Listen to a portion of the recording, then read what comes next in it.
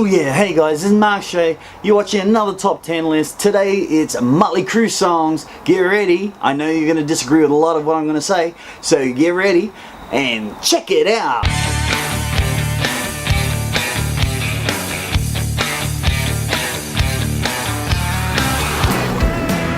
Just a few years ago this wouldn't be right.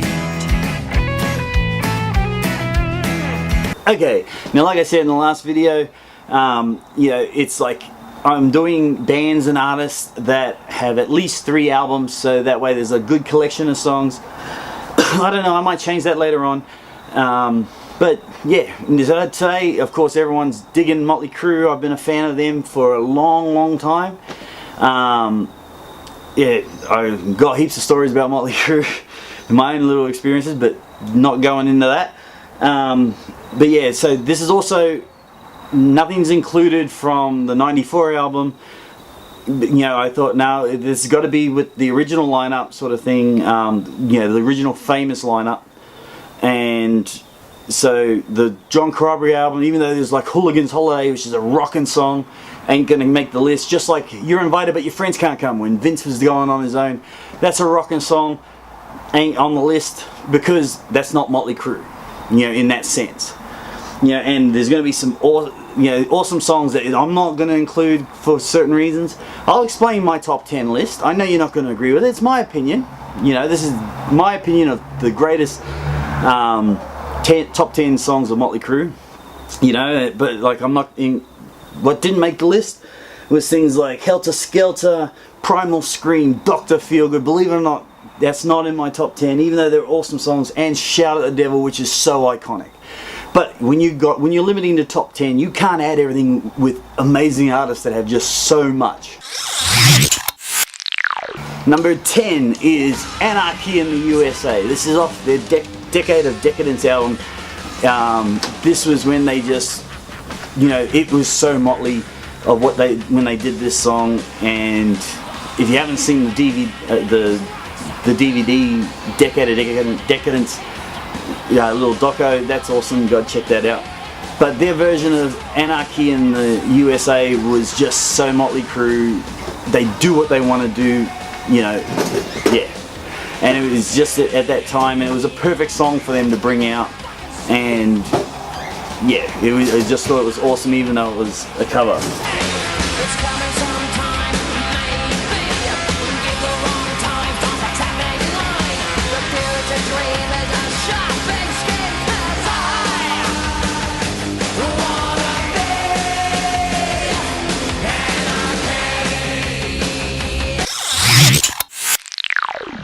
Number 9, Wild Side. Okay, so you throw on the album and all of a sudden the riff of Wild Side gets cranked out. It's just an amazing song. And yeah, going back to the early days, just love that riff. It's just I'm playing it now so you'll hear it. But yeah, that was an awesome way to kick off the album.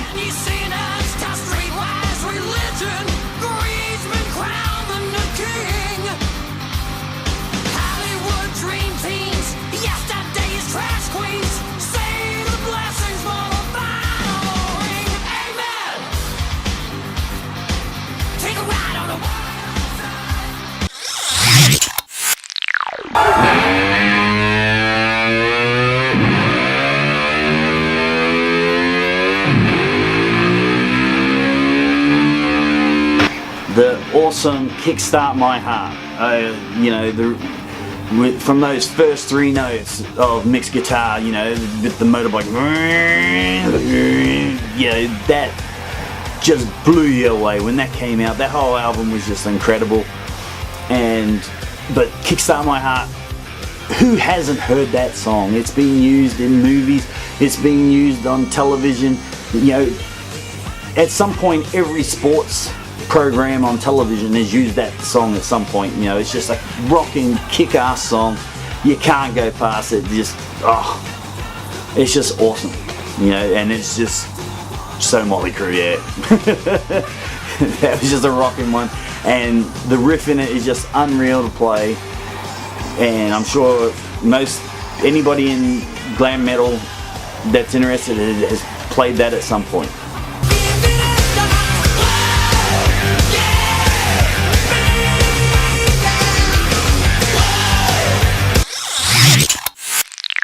Number 7, Looks That Kill. Come on, how cheesy was that video? The music video was unreal. But yeah, nobody had seen things like that when they came out, and it was just unreal. I might be exposing my age, but I was really young when they came out. So, but the Looks That Kill video, that was just like, whoa, yeah, so rock and roll. But it was a kick-ass song, you know, and it is Motley Crue, you know, come on.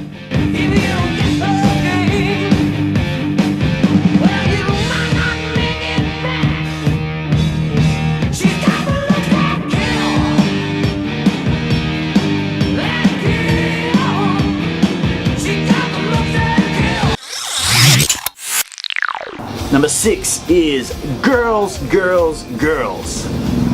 You know, that was when I was getting right into, you know, I was a fan of Poison, Bon Jovi, and a whole bunch of other bands, and when Girls, Girls, Girls broke out, they were just, you know, that shot of them just rolling down, you know, California street on their motorbikes, heading to the strip club, you know, that scene was just like, really, you know, just set the pace in the music video, and it was pretty much explaining what most guys were in the middle about.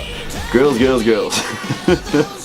But yeah, nah, Girls, Girls, Girls, that whole album was rocking as well. Like, Motley Crue, come on, they were rocking all their career. But yeah, Girls, Girls, Girls is definitely got to be in the top 10, and it is.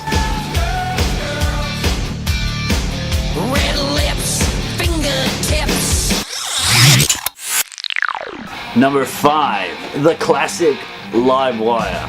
So, you know, as you've probably seen in The Dirt, you know, that was their one that they did. You know, whether or not that was actually their very first song, who knows? Because there's been some discrepancy in The Dirt, but The Dirt was an awesome movie, don't get me wrong, and they covered pretty much all the milestones. Like, if you were a fan of them and you followed their career, The Dirt pretty much covered all their main milestones up until that point. But Live Wire, again, that riff, and you know, like just like on Decade of Decadence, that was one of Mick's favorite riffs in that documentary when he was just rocking it out. And as the distortion pedals and all that got better, the riff just got heavier and heavier, and it's just a kick-ass song.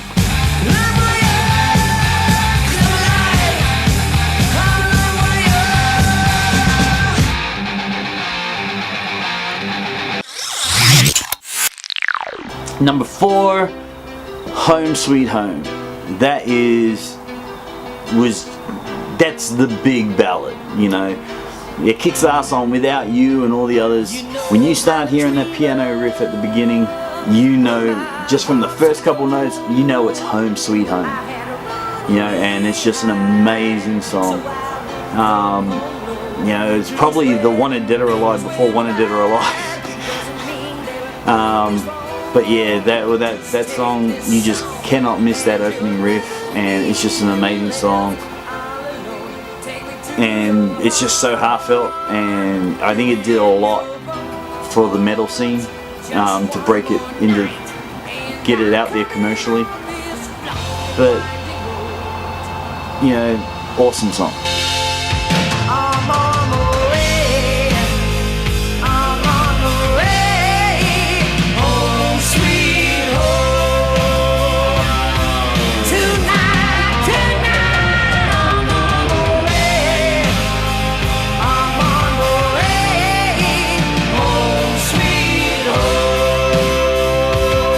Okay, I'm going to take this time to say, check out Conceptual Creative, see what they do for me. They help make this stuff happen. And yeah, I'll put a link at the end of the video if you're watching on YouTube, so you can click subscribe to them. But their information is down below. Or check out marshaymusic.com.au to see what they do for me, and go suss them out and send them some love. And of course, like, subscribe, hit the notification bell. Anyway, let's get back to the list. Number 3, Smoking in the Boys' Room. Come on. You know, it's like I said, I was young when they were coming out with the earlier albums, but you know, my sister was listening to them and that, and it was just like, just that video clip. That video clip, oh my god. But yeah, and that riff, just the whole smoking in the boys' room, yeah, it's just awesome, you know. Smoking in the boys' room, gotta be number 3 on the list. It's just unreal, and it's just so tongue-in-cheek. And in that period, you know, like even when I got older and all that, there was actual smoking in the boys' room, you know.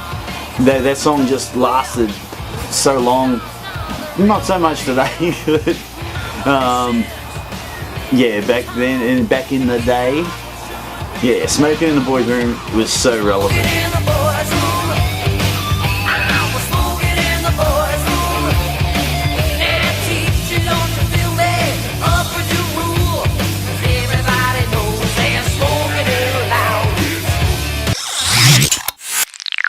My number 2 is SOS, Same Old Situation. Now the story goes from back in the day, back in the old days apparently, Vince Neil was the one that wrote the riff. I remember watching an interview where they were saying how Vince Neil was sitting there, and because he doesn't play guitar very often, so if you got a Vince Neil pick, you're really lucky apparently. Well, back then you were, because he only played like 2 songs on guitar. But yeah, apparently he was just sitting there going ding ding ding ding ding ding, you know, hitting that riff, and they turned it into SOS, which is an awesome bluesy song. It's just got that bluesy riff, and it's just that tongue-in-cheek glam rock, you know, vibe. It was just an awesome song. Love to play that on guitar. It's just so much fun. And that solo, yeah. But Same Old Situation, wow. And again, you know, Motley had all these riffs that as soon as you heard the first couple notes of the riff, you could pretty much pick what they were. And Same Old Situation was one of those riffs, and so easy. A lot of beginners were playing that when they were playing on guitar, because it's an easy riff to play. And the only thing was people were confused because Motley Crue would drop down 2 frets. Down to D for that album, so that's how they got that real heavy sound. But yeah, Same Old Situation, you know, my number 2 favorite song of Motley Crue. Same old situation. It's the same old ball and chain. Girl, it's the same old situation. It's the same old ball and chain. I say no, no, no, no, no. Now, number 1. Now this one's going to be the controversial one. Hello, LA. This is because this wasn't actually on, well, it was on Decade of Decadence, but it was actually from a movie soundtrack. Now if you can place that, you'll know which one I'm talking about. This one was a song, even though I was a fan of Motley Crue and I dug all their albums and that, when you hear the bass riff, Rock and Roll Junkie. Now this sort of says so much about the era, and this was, you know, still is my favorite Motley Crue song. It's just that bass riff, the way everything comes together, and it was such a Motley song. And then to have Vince Neil actually play the guy that dies in the movie, if you haven't seen it. Don't worry, it's really early on. I haven't given it away. That's what it's all about. The rock star dies, and Fort Fairlane has to solve the case. But so yeah, no spoilers there. That's how it's pretty much. If you watch the trailer, that's in the trailer. So, but it was for Ford Fairlane, Andrew Dice Clay, unreal movie. It probably wouldn't go down well in today's world, in today's time, but I know it's getting dark. I'm trying to beat the light. So, but yeah, it probably wouldn't go down well in today's world, but it was such, that's what it was like in the day. But yeah, the Rock and Roll Junkie is just a killer Motley song. It's still my favorite today. And yeah, if you haven't heard it, go check it out. Rock and Roll Junkie, killer. And if you're a bass player, you go to that doom doom, yeah, gotta love it.